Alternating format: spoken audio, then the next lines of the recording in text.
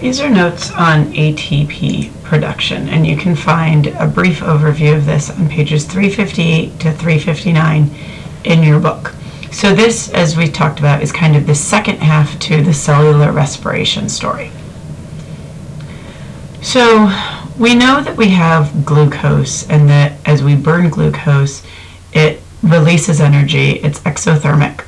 But that's actually not the energy that we use directly to move or breathe or anything like that. We actually use that energy to power another reaction that's endothermic. So remember that endothermic reactions are ones that require more energy than they give off. So they get that energy from the release of energy during the glucose and oxygen reaction. And what that energy is used for is to make a new molecule, or not new, but like new to us, called ATP. And ATP stands for adenosine triphosphate. And to make ATP, we need energy. That's an endothermic reaction. But then when ATP reacts, it releases energy, which is exothermic, and that's what powers our cells, which do everything in our body. And so it's actually the ATP that reacting that releases the energy.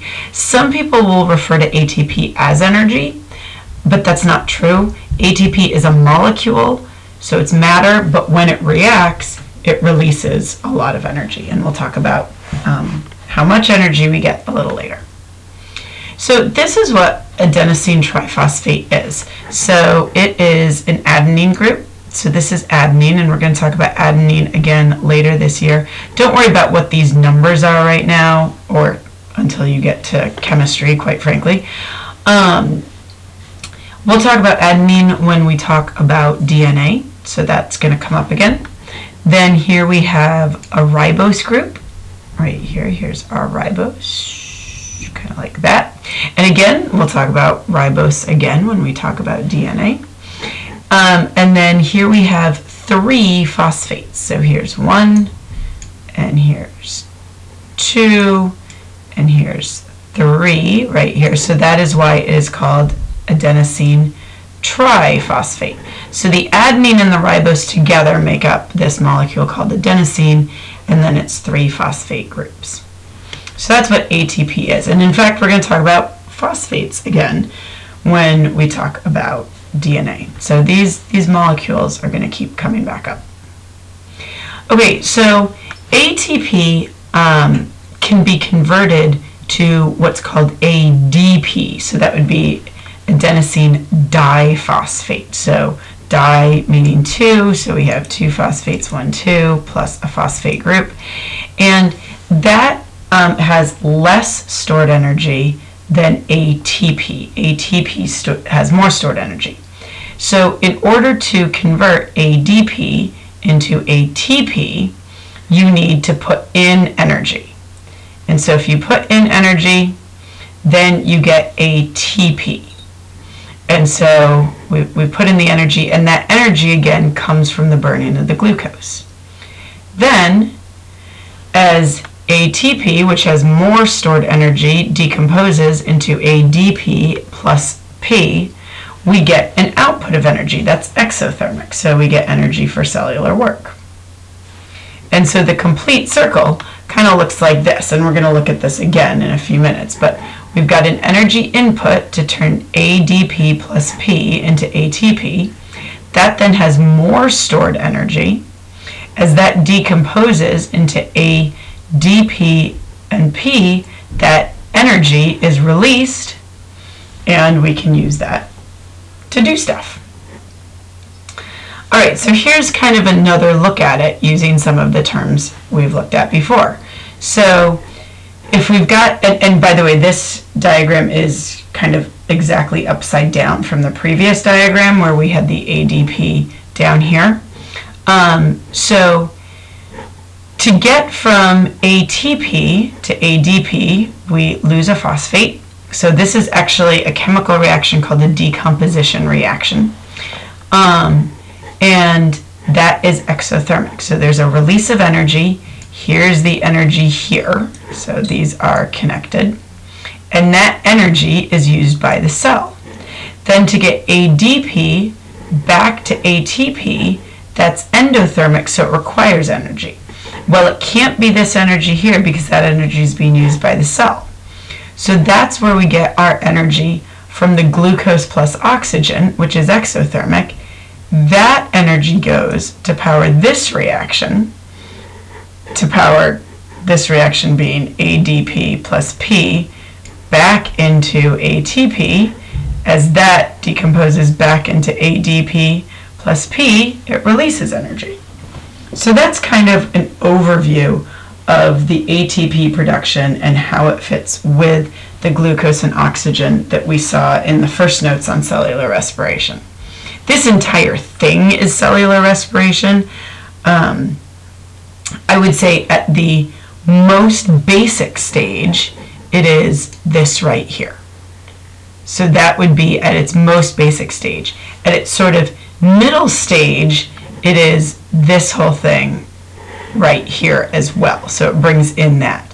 And then if you want to get into more detail, you can look, there's actually 3 stages. One is glycolysis, and that actually happens, well, I was going to say it happens outside the mitochondria. I suddenly realized I haven't even talked about mitochondria yet.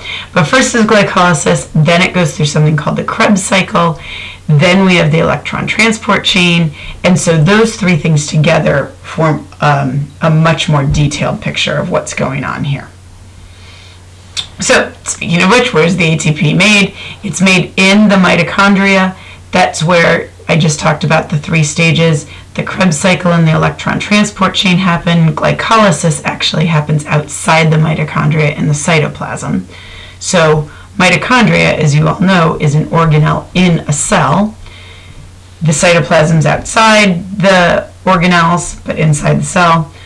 And so ATP is made in the mitochondria, and then it's transported to other parts of the cell. So all cells make ATP.